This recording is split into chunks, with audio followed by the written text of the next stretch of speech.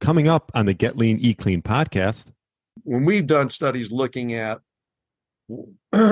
our relatively high blood levels of linoleic acid, harmful relative to lower levels, which would be the idea that, you're eating too much, therefore high levels of omega-6 in the blood should be a problem, should be associated with increased risk for disease, whatever. And when we looked at cardiovascular disease risk, and this is looking at populations looking at several thousand people's blood levels of omega-6, of linoleic acid, and then we take these several thousand people whose blood levels we've measured, and we rank them from the lowest levels to the highest levels, and then we look and see over 15, 20 years who develops heart disease, who develops diabetes. There's two different diseases that we've looked at lately. And what we found was that the people who have the highest levels of linoleic acid in their blood are the least likely to develop heart disease or diabetes. Hello, and welcome to the Get Lean, Eat Clean podcast. I'm Brian Grin, and I'm here to give you actionable tips to get your body back to what it once was 5, 10, even 15 years ago. Each week, I'll give you an in-depth interview with a health expert from around the world to cut through the fluff and get you long-term sustainable results. This week, I interviewed Dr. Bill Harris. Dr. Harris is the author of more than 300 scientific papers on fatty acids and health. He's a professor in the Department of Medicine in the Sanford School of Medicine at the University of South Dakota, the co-inventor of the Omega-3 Index, and the founder of OmegaQuant Analytics. We discussed how omega-3s can lower blood triglycerides, his reasoning behind inventing the omega-3 index, benefits of omega-3s, are omega-6s really bad for us, and best ways to obtain omega-3s in our diet, and much, much more. Really enjoyed my interview with Dr. Bill Harris. I know you will too. Thanks so much for listening and enjoy the show. All right, welcome to the Get Lean, Eat Clean podcast. My name is Brian Grin, and I have Dr. Bill Harris on. Welcome to the show. Hey, Brian. Thanks to be on. Yeah, thanks for coming on. And we're going to get all into omega-3s and sort of your research behind them. But maybe give the audience a little bit of background of, what you've been up to for the last 20, 30 years. 40. 40 years. Okay. Yeah. I did a PhD in nutrition, got very interested in nutrition in the 1970s, and got my degree from Minnesota, and then went to work in Oregon on a postdoctoral fellowship with Dr. Bill Connor, and he was very interested in the effects of different kind of dietary fats on cholesterol levels, and so he assigned me to do a study on what's the effect of salmon oil on blood cholesterol. And it was my first experience with omega-3. Well, I'm not even sure I knew the term omega-3 in those days. It was salmon oil. Yeah, that was the point. Mm-hmm. And we, excuse me,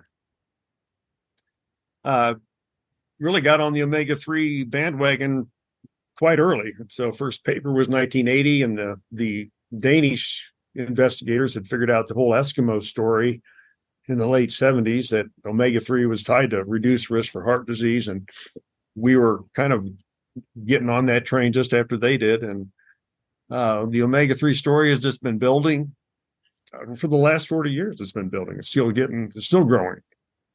And so it's been a fun ride. Probably the first half of my career was more studying what we'll call interventional studies, where we give fish oil, give omega-3 and see what it does, mostly to blood lipid levels. Second half has been more of what we'll call epidemiology or population stuff, where after coming up with the omega-3 index test, which we'll talk about, I got real interested in how much information the omega-3 level gives us for a person's overall health. And, is it a predictor of, is it a risk factor? And right. So that's what I've been on for last 10 or 20 years. And that's with your company, the OmegaQuant, is that what it is? OmegaQuant. Quant, okay. Yeah, OmegaQuant was the lab we founded about 13 years ago to offer blood testing for researchers, for clinicians, for consumers, so they can know what their omega-3 level is. Because I think it's as important, it's more important than cholesterol in terms of being able to predict important clinical outcomes. So we thought there needed to be a test. So we came up with one and started a lab to offer. Very cool. And that's been going for what, 10 years now? About 12. 12 years. Okay. I know you've been involved with a lot of studies. What were some of the early studies that sort of made you go down this road? I know you were talking, I've listened to you on a few podcasts, but regarding reducing triglycerides and the effect, how omega-3s reduced triglycerides by quite a bit. Right. That was the first, hint that we had that the omega-3s were doing something unusual. We were originally interested in what they do to cholesterol, and turns out really they don't do anything to blood cholesterol in any meaningful way. They don't really lower LDL cholesterol, the bad cholesterol. They might raise the good cholesterol, HDL, a little bit, but not, it's not huge by any means. But they do lower blood triglycerides, and that's one of the things we discovered and really made a lot of noise about, because that was important. But honestly, I don't think that's why omega-3s are helpful. I think the most important thing is probably their effects on inflammation, chronic inflammation over the lifespan. And maybe their effects on maybe making the blood a little thinner, so less likely to clot, making the blood vessels healthier. There's a lot of subtle beneficial things throughout the entire body that all add up to a long-term benefit. And maybe explain to the audience a little bit about like EPA, DHA, and then also ALA, because those are all the three forms of omega-3s. Yeah, alphabet soup. Here we go. Yeah. So, right, there are, and maybe even to back up a little further, fatty acids in general. Fatty acids are comprise basically 95% of what a fat is. You think about butter, you think about vegetable oil, those are 100% fat. And about 95% of that fat chemically is fatty acids. So those are long chains of carbon atoms between roughly 14 carbon atoms and 22 carbon atoms in a long chain. And they all have bonds between them in chemistry, some single bonds, some double bonds. If you have two or more double bonds, you've got a polyunsaturated fatty acid. And those are typically will make up most vegetable oils, polyunsaturates, and fish oils. And the two classes of two families of polyunsaturated fatty acids are really omega-6 and omega-3. And those names come from the omega, comes from counting back from the end, the last carbon atom to the first double bond. If there's 3 carbons before the first double bond, it's an omega -3. If there's 6, it's an omega -6. And those two families are separate, but they're very much like cousins in a way. The omega-3s have, as you mentioned, really 3 main players, 3 main kids in that family. One is ALA, which stands for alpha linolenic acid. It's a relatively short chain. It's 18 carbon instead of 20 or 22 carbons. 18 carbon fatty acid that's from plants. Most notably would be in flaxseed oil, chia seed. Those are rich sources. The most common source of ALA in the American diet is soybean oil. Because we eat a lot of soybean oil, and ALA is about 7% of the fatty acids. So that's really where we get it. It's an omega-3.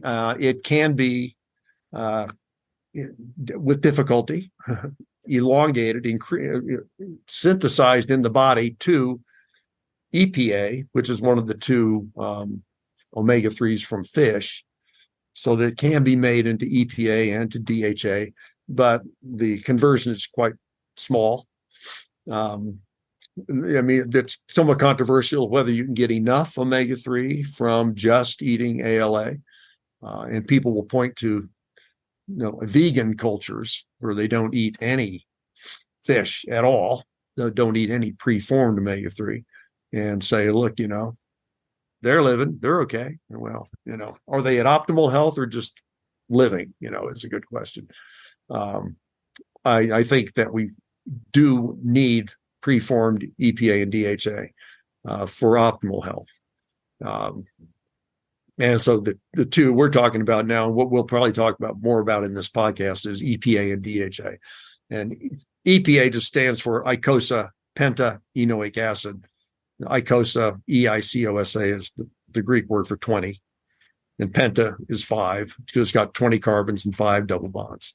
And docosa hexaenoic acid, DHA, docosa means 22, and hexa is 6. So there's 6 double bonds. So EPA, DHA is the easy way of saying it. Those are the ones that come from marine sources, fish oils. Okay. And there's been a lot of talk, like not only in my podcast, but just in general, about the dangers of polyunsaturated fatty acids, mainly in the form of probably omega-6, maybe some in omega-3s, and maybe we'll get into that a little bit later. But I had Dr. Chris Kenobi on. I don't know if you're familiar with him and his work, but health researcher, was a physician for a while, and talks all about omega-6 linoleic acid and how it's sort of been on the rise with all these oils that are just in everything now, mainly the vegetable oils and seed oils. Yeah. What are your thoughts around that? And have you done any studies around those? Yeah, we have, and my thoughts are different. Than Chris's. Okay.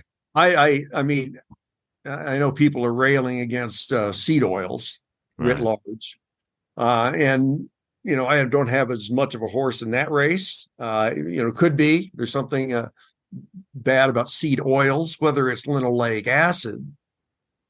And just to be clear, linoleic is the most common omega-6. It's an essential fatty acid for our diet, and nobody disputes that. The question is how much, and is there too much? I think. I don't think so, but maybe Chris does. That's fine. He does. Yeah, he does. So it's hard to separate, seed oils, processed oils, linoleic acid, different questions. Sure. When we have done studies looking at blood levels of linoleic acid, which is driven by how much you eat, since you can't make it. It's kind of like a vitamin. So when we've done studies looking at our relatively high blood levels of linoleic acid, harmful relative to lower levels, which would be the idea that, you're eating too much, therefore high levels of omega-6 in the blood should be a problem, should be associated with increased risk for disease, whatever. And when we've looked at cardiovascular disease risk, and this is looking at populations looking at several thousand people's blood levels of omega-6, of linoleic acid, and then we take these several thousand people whose blood levels we've measured, and we rank them from the the lowest levels to the highest levels, and then we look and see over 15, 20 years who develops heart disease, who develops diabetes. There's 2 different diseases that we've looked at lately.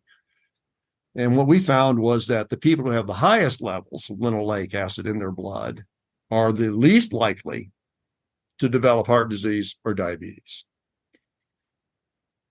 which speaks volumes to me. That says you got to do some pretty fancy dancing to now turn around and say that linoleic acid is bad for you if higher levels are associated with less risk for disease. Now, we haven't looked at other diseases like maybe dementia. That would be interesting. Other maybe autoimmune diseases. That would be interesting. But at least for cardiovascular and diabetes, which are 2 biggies, and we're looking at, and actually we've seen the same thing in other people's studies for cancer, either no relationship or lower risk for cancer with omega-6. I just can't get on the bandwagon that's saying omega-6 is bad just because I can look at, a metabolic chart and see this, the omega-3s compete with omega-6s. And okay, fine, they do, right. That doesn't mean omega-6 bad. That's not a logical conclusion. So I am more of an advocate for at least maintaining omega-6 levels, if not increasing them, because they're kind of going down.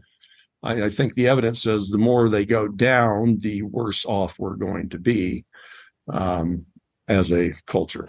But there is a narrative out there that is persuasive. I get it. I mean, you can show all these correlations between here's what the disease rate was in this year, and here's how much omega-6 was in the diet, and now 50 years later, here's the disease, and here's omega-6, and holy cow, it's a stretch to.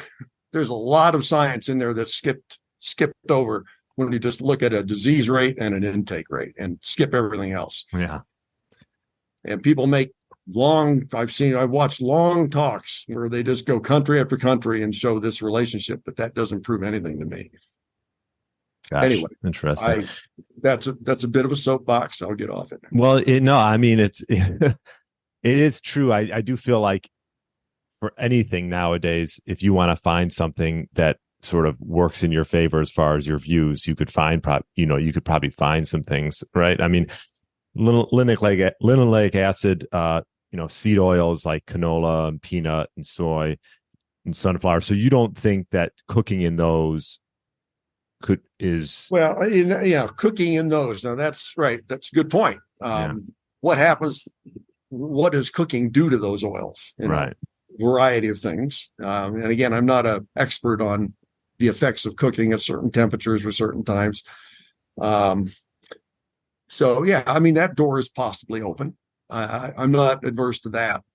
But when we talk about omega-6, let's talk about omega-6. Let's not talk about seed oils. They're different questions.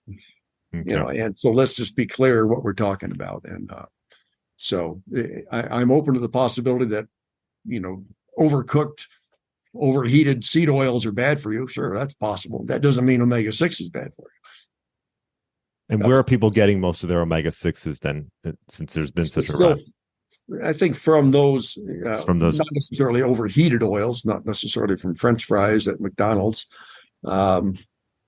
which doesn't have much of omega-6 in it, actually. There are soybean oils I mentioned earlier is used in a lot of different products. Yeah. And, I guess that's another point to make is, maybe it's the company that, if you're eating a lot of processed foods, one of whose components is a soybean oil. There's other stuff in that processed food that may be bad for your health. Fair enough. Sure. Could be. Don't pin it on the omega-6s. If it's something else, and omega-6 is an innocent bystander, I mean, that's possible. So I just want people to think critically and carefully about what they're criticizing and what's the evidence for exactly what they're criticizing. Right. And obviously there's a difference between just, that oil being in the product as opposed to actually heating that oil and how it could potentially cause, downstream effects. Absolutely. Right. Could very well be. Because obviously the saturated fats are the more stable fats to cook in, I would assume. They can't oxidize. That's true. They can or can't. They cannot. Right. So but that doesn't mean they can't, form other weird compounds that are not natural. They just don't necessarily become oxidized. And so should people strive for a certain omega-6 to omega-3 ratio? Oh, there's another one. Right. Okay. Yeah. I mean, and how much time do we have on this thing? Right. As long as you want. As long as you want. I know. No, just briefly, I'm not a fan of omega-6 omega-3 ratio. Okay. Well, not, Bill. Well, several things. Number one, it presumes omega-6s are bad. And I just went through a litany on that. That's debatable. At the very least, it's debatable. Number two, when we say omega-6, there are 7 different omega-6 fatty acids in our blood and maybe 2 or 3 in our diet. Which ones are you talking about? It's not precise. It's not specific. It assumes that arachidonic acid, which is 20, is equivalent to linoleic acid. Those are the 2 major ones in the diet and the blood. And they're not. Different health effects, different metabolites from both of them. So it's incorrect. It's sloppy. It's mentally sloppy to put all omega-6s into one bucket and say they all behave the same way. It's like saying EPA and DHA are the same thing as ALA on the omega-3 side, which is another problem because, the omega-6 omega-3 ratio does not differentiate DHA from ALA. That's a problem.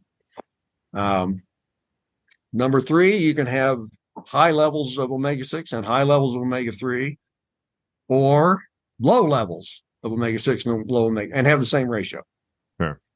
So mathematically, it's problematic. And you don't know what to do about it. Your ratio is too low. Well, should I lower my 6s or should I raise my 3s? Well, if I can fix the ratio by lowering my 6s, I don't have to do anything with my omega-3s because I'll fix the ratio. Well, that's not going to be helpful. If you don't rate, the problem in America, I think, is lack of EPA and DHA. So that's why I think that's the metric to look at. What's the EPA, DHA? Don't worry about the rest of the stuff. Get your EPA and DHA levels up and everything else will sort out. Your ratio will improve. Okay. If you increase the denominator, the ratio improves. I hear you. Yeah. So anyway. What would you say? And this is a thought out of a gentleman I've had on, Jay Feldman, just a health researcher. I don't know if you know Dr. Ray Peat. He does a lot of work. He's okay. But he talked about how DHA is one of the weakest and least stable fats. Weakest?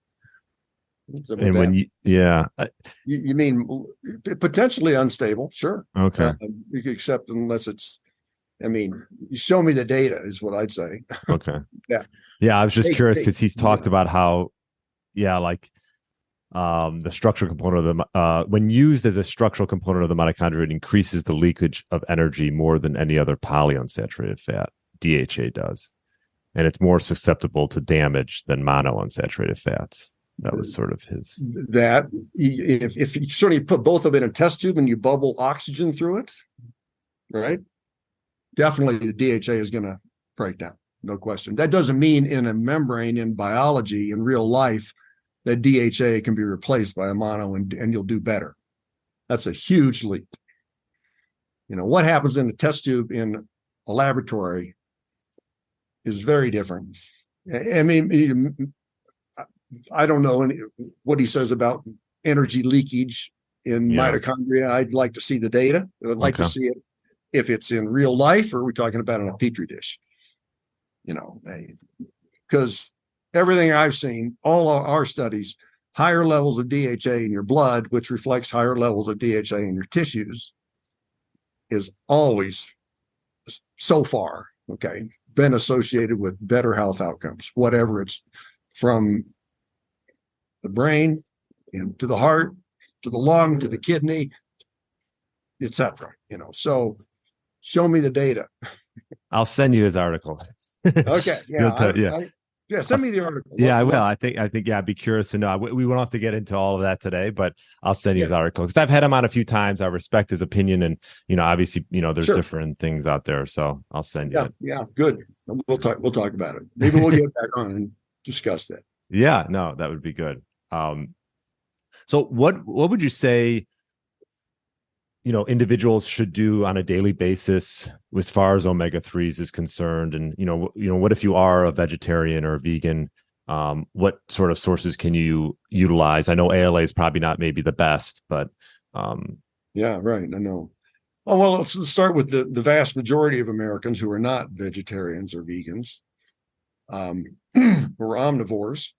And what do I say to do? Well, ideally, you'll eat more oily fish. Just add more salmon, mackerel, herring, sardines, anchovies. Yuck. Sorry, I'm not an anchovy. I do like herring. I do like mackerel. Really? Well, now you're in rarefied space right there. Most people will do okay with salmon. which is one of the best sources. But herring's a great source. What about? Okay, go ahead. No, I was just going to say with salmon, we get a really well-sourced salmon. I don't know if you know this company called Seatopia. I've had them on my podcast. Cool company to check out, but they actually do farm-raised fish, not just salmon, but it's in an environment that the species that the species should be in. So they're feeding them the algae, the correct, whatever diet that they should be fed, but it's in a controlled environment because, what's happening in the sea, even wild fish, you could be contaminated.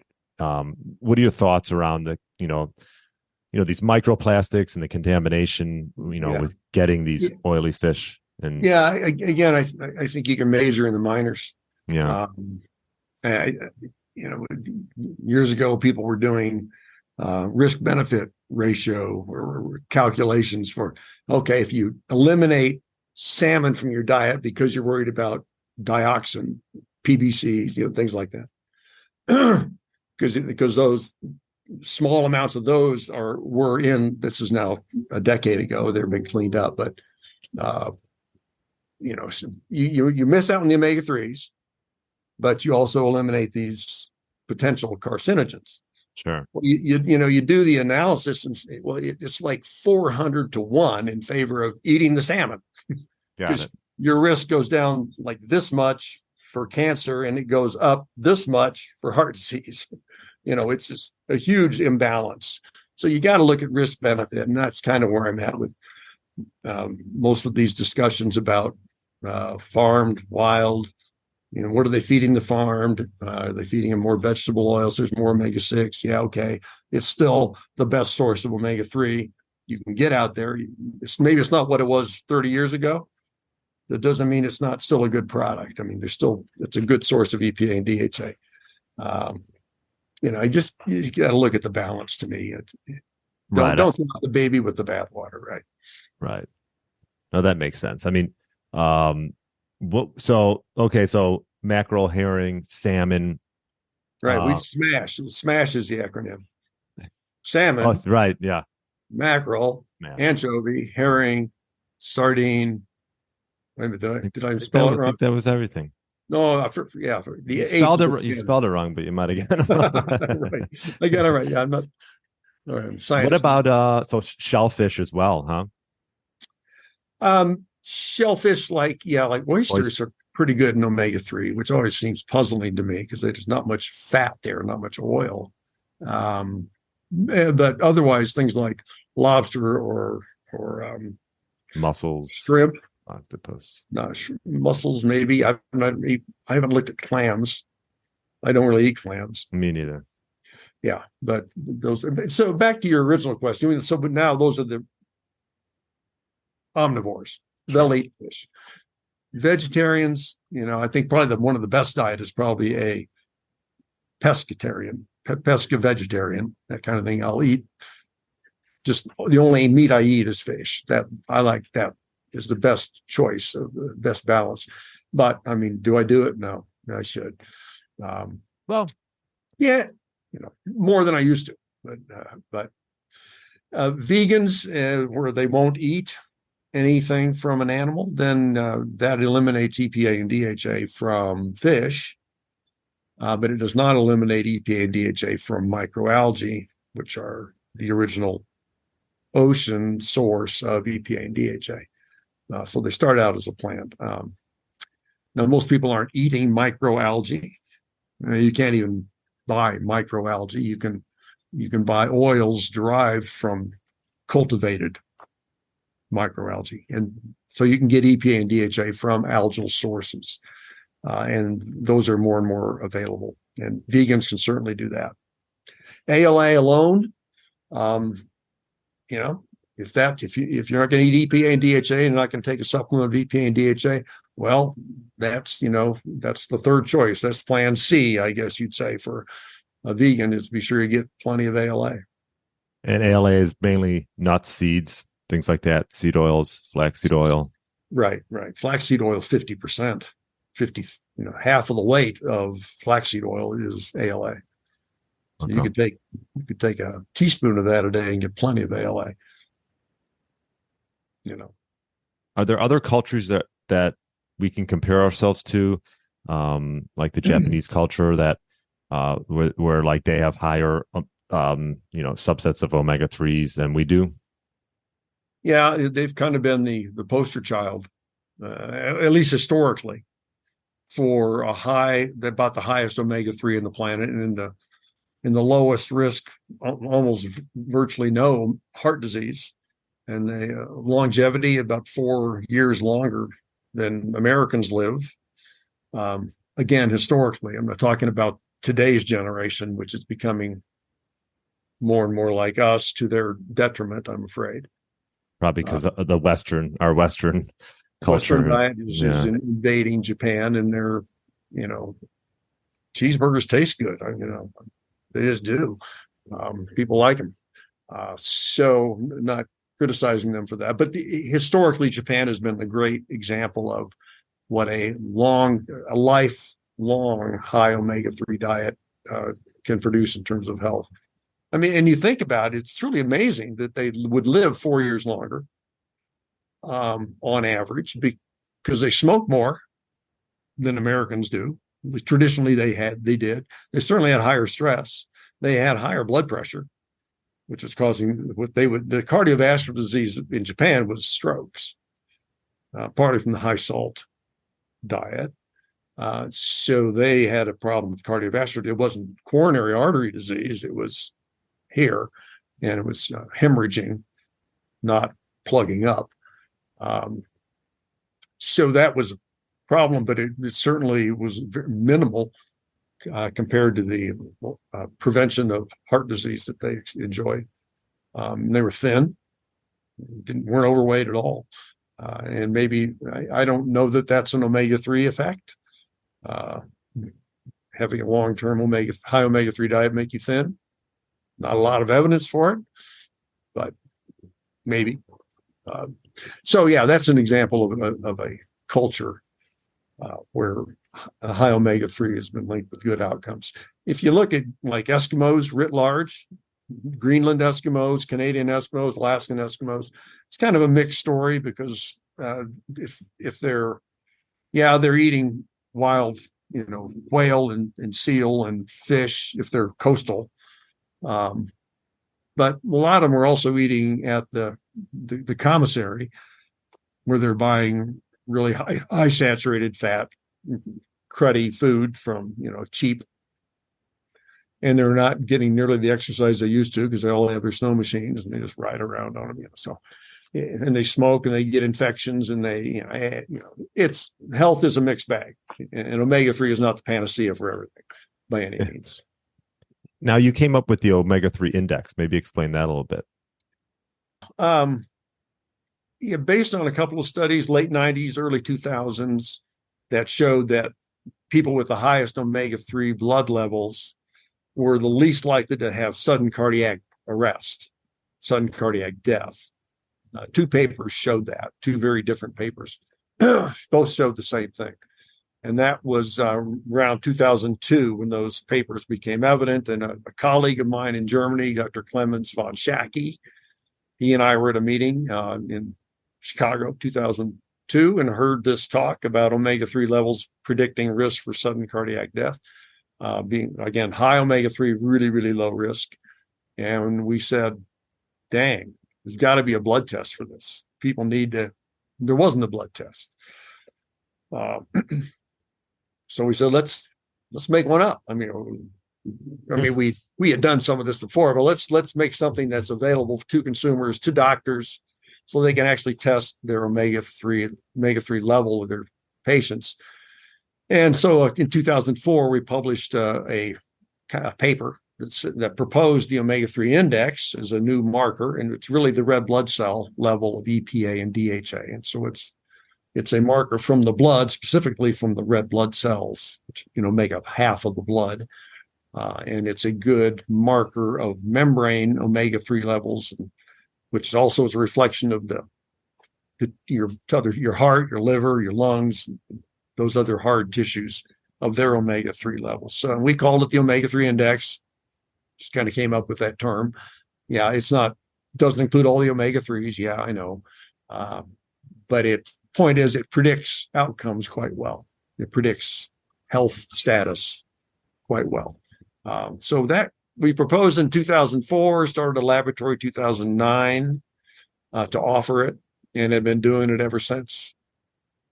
Yeah, I'm looking at it right now on your website, and there's also tests for you do vitamin D and a prenatal DHA test, and then a vitamin B12 test. Right. Those are the prenatal DHA test is obviously for moms, pregnant women, and we'd like to see their levels up about 5% on the DHA only. Omega-3 index is EPA plus DHA in red cells, so it's a little higher because you add two fatty acids together. And we think that ought to be about 8% for general cardiovascular health, just general health across the board. And yeah, the vitamin D test is also a dried blood spot. These are all dried blood spot based tests. So you prick your finger at home, drop the blood, send it in the mail, get a report. The vitamin B12 status test is based on urine. So you have to collect urine and set that in. A little more complicated for some people, but it's a good metric, a good measure of your B12 status. And older people particularly and vegans are at risk for B12 deficiency, sure. And we're also hoping to come out with a high sensitivity CRP dried blood spot test as well. And we've got the hemoglobin A1C dried blood spot test, so for glycemic status diabetics. So instead of just going in and having your blood drawn, this is just a finger prick and send it in. Right. And then, obviously we recommend you work with your doctor, but you can order these tests and pretty well interpret them. Pretty simple, particularly the omega-3. It's just very simple. If your omega-3 levels are too low, well, take fish oils or eat more fish. And it's, that's not going to hurt anybody. With fish oils, there's obviously that market's been just inundated with different fish oils all over, right? Like, are there certain ones? I mean, you can go to Walgreens and find one for $15, or you could go spend probably $70 on one, and somewhere in between. What should individuals look for as far as quality omega-3s if they're not getting it from their diet? It's a great question. And it's a tough, I guess, Walgreens, Walmart, big box store, Costco type stuff. Common one I see at Costco is 1,200 milligrams. It's screaming 1,200 milligrams fish oil per pill. So it's a fish oil pill that's 1.2 grams. So it's a little bit bigger than the average 1 gram pill, which is most people think is a horse pill anyway. It's got 300 milligrams of omega-3. It's a really low, it's cheap because it's very low concentration per pill of omega-3. You don't look at the 1,000 milligram, 1,200 milligram. That just tells you how much fish oil's in there, not how much omega-3 is there. So you got to flip it on the back, look at how much EPA and DHA is there per capsule, per serving, actually is what they show, right? And many times a serving is 2 pills. So you got to look at that as well. The more concentrated it is in omega-3, in other words, the more EPA, DHA per capsule, the more expensive the product. It takes more and more processing.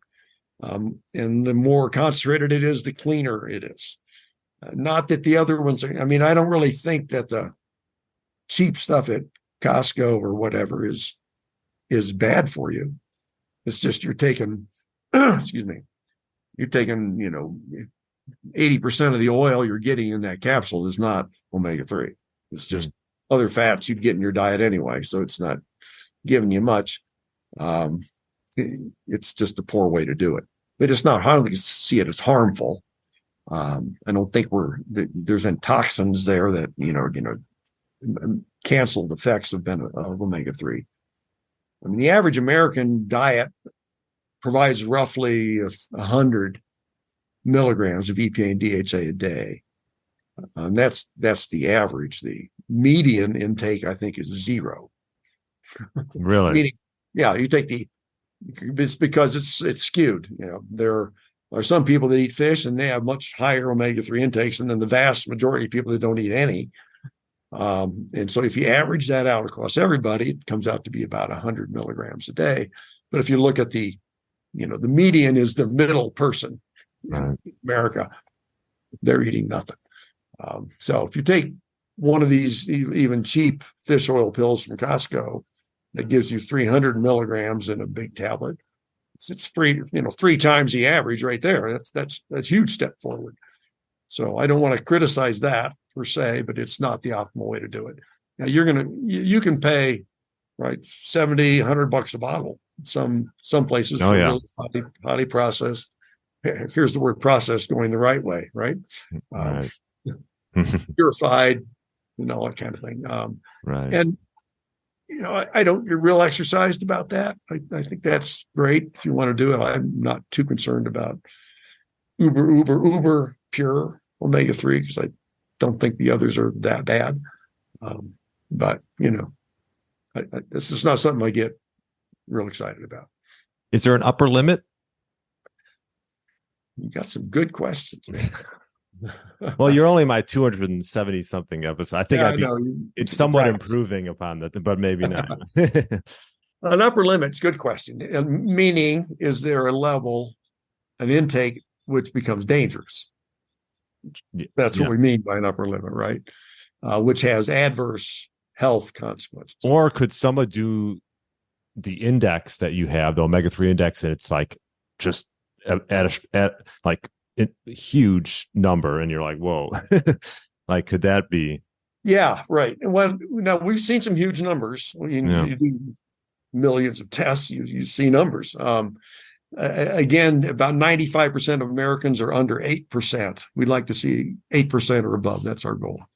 We always say 8 to 12% of EPA and DHA in red cell membranes. Average Americans around 5.5. Okay. So we'd like to see 8 to 12. Well, why 12? Is above 12 dangerous? Well, not that we know of. It's just that we just don't know. I mean, there's so little research out at that high level of anybody the Japanese maybe average around 9 to 10%. And they do really well. And there's even some evidence that people are up around 11% in Japan doing better than those are in 8%. Okay, well, that's good. But we don't have any data beyond 12% to say yes or no, good or bad.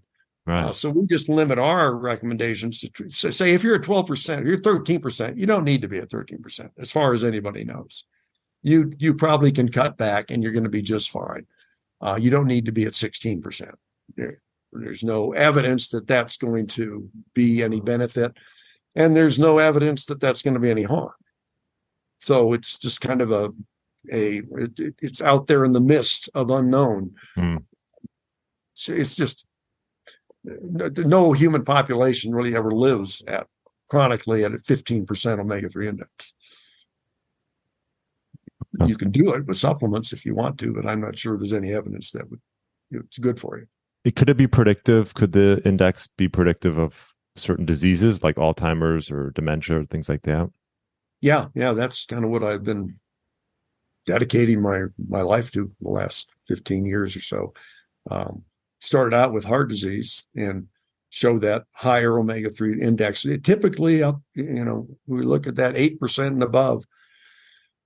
That level is associated with lower risk for all kinds from Alzheimer's disease. We saw in the Framingham study that people that had the highest omega-3, like in the top 20 percentile of omega-3, which is 7 to 8% in Framingham, 50% lower risk for developing Alzheimer's disease. It doesn't mean the omega-3s are causing that, but it's consistent with that idea that a chronically high level of omega-3 will slow the development of Alzheimer's, other dementias. We know that's true for cardiovascular disease. We know that's true for diabetes. We know that's true for death from anything, total mortality, highest omega-3 levels, the lowest risk for death, even cancer death, even non-cardiovascular, non-cancer deaths. Just the whole gamish of all the reasons people die seems to be better if you have a higher omega-3. So that's kind of what we're looking at. We just want to beat the medical community over the head with as many studies as we can, saying, look, a high omega-3 is good for A, B, C, D, E, F, G, H. And, we can't do a randomized controlled trial with a placebo for 20, 30 years to prove this to you guys. Yeah. But wake up, this stuff is not dangerous. Just because it, in some, trials that last 4 years in old people, it doesn't change the outcome, doesn't mean that higher omega-3s are not better for you. That's what the medical establishment looks at. It's just randomized trials. That's it. They ignore everything else. And that's, I think, short-sighted, especially when you're talking about completely safe nutrients. Did I get off on my little tangent there? Sorry about that. No, that's all right. Is there anything else we're missing? Like, where would you say you get your daily intake of omega-3s from mostly? Supplements. Oh, okay. So you don't. I take about 1,400 milligrams a day there are different kinds of chemical forms of omega-3. So one is the triglyceride form, which means oil, classic oil. Fish oils like that, it's triglycerides. And that's well absorbed, and it's fine, works great. Then there's a phospholipid form, which is what you get typically in krill oil, is rich in phospholipids. That's a great form. It's absorbed well. Is it absorbed vastly better than triglycerides? No. But it's still a good form. And I don't have a problem with krill oil. Then there's algal oils, which are usually triglyceride form. That's good. The omega-3 drugs, pharmaceutical omega-3 products, are all ethyl esters, which means chemically just means they've split off the EPA and the DHA from all these triglycerides, threw away everything else, kept the EPA and DHA, and then hooked an alcohol group to the end of it. That's an ethyl alcohol, like ethanol. Not dangerous, but it allows you to put a lot more inside your pill that's just EPA and DHA. Other stuff doesn't take up space. So the ethyl esters are very common. It's particularly in higher concentrate forms. The only problem I have with them is they're just not very well absorbed unless you take them with a meal, fatty meal. And you should be able to see on the bottle, on the back, it should say ethyl esters in that really tiny font at the bottom, if that's what it is. I don't think they're bad for you. Are they the best? I don't think they're the best, but they're better than nothing for sure.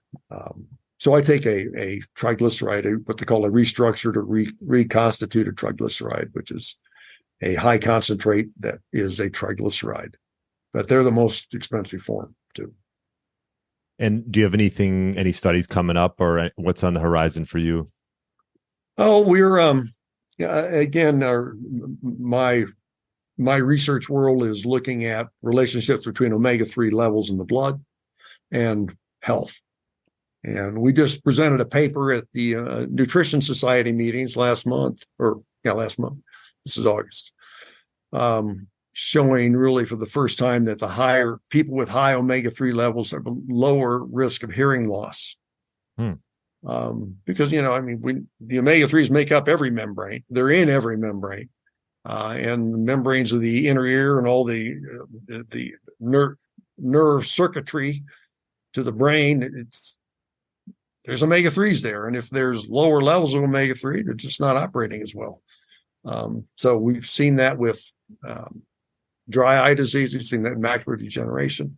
Now we're starting to hear about it with hearing. That's, I think, fascinating area. So we're going to be digging more into that. But we have access to many different databases of patients who have been followed over many, many years, who eventually have developed disease A, B, C, D, whatever it is. And if we can get their blood from before they had that disease. That's the important thing. Measure the omega-3 levels, and we can see how omega-3s predicted those outcomes. And that's a lot of fun. We're going to be looking at omega-6 and cancer. Just to look at that idea. Is it true or not that people with the higher omega-6 levels in their blood, are they more likely to develop cancer or not? Nobody knows. If it is true that higher linoleic acid is associated with increased risk of cancer, okay, that's something we need to deal with. If it's the other way around, which I suspect it will be, because that's what it was for heart disease and diabetes, that the highest omega-6 levels are associated with lower risk of cancer, then that just, again, puts another nail in the coffin of the omega-6s are bad.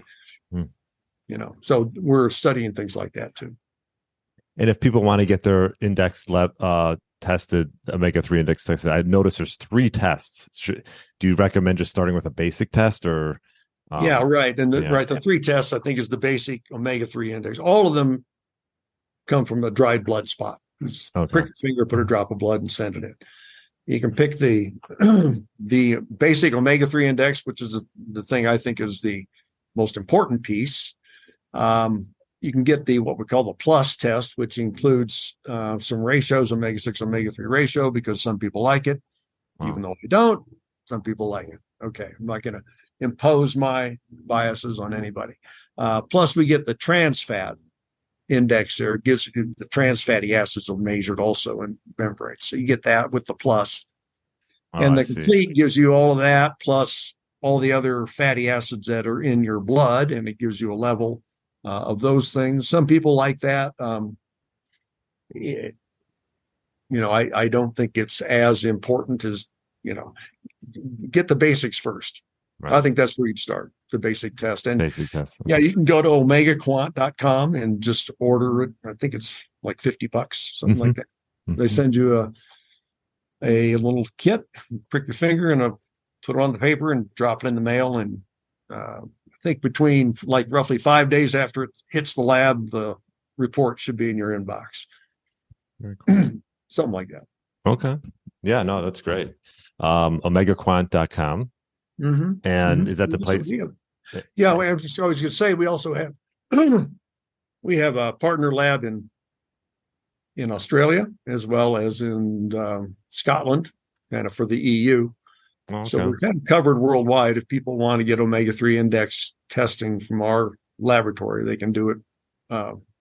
Just going to OmegaQuant and we'll get it figured out. Excellent. And all right, is that the best place for people to find what you're up to? Is I think so. Okay. Yeah, you can go look at the About Us kind of page and see what I'm doing. You can email me at bill@OmegaQuant, and happy to respond to questions. Excellent. Well, I appreciate you coming on and sharing all this knowledge about omega-3s, and I'll send you some articles, and I'm curious to hear. Yeah, we can have a little offline chat about those things. All right. Well, thanks so much for coming on, Bill. Okay, Brian. Great. Take care. Thank you. Take care. Bye-bye. Thanks for listening to the Get Lean, Eat Clean podcast. I understand there are millions of other podcasts out there, and you've chosen to listen to mine, and I appreciate that. Check out the show notes at briangrin.com for everything that was mentioned in this episode. Feel free to subscribe to the podcast and share it with a friend or family member that's looking to get their body back to what it once was. Thanks again, and have a great day.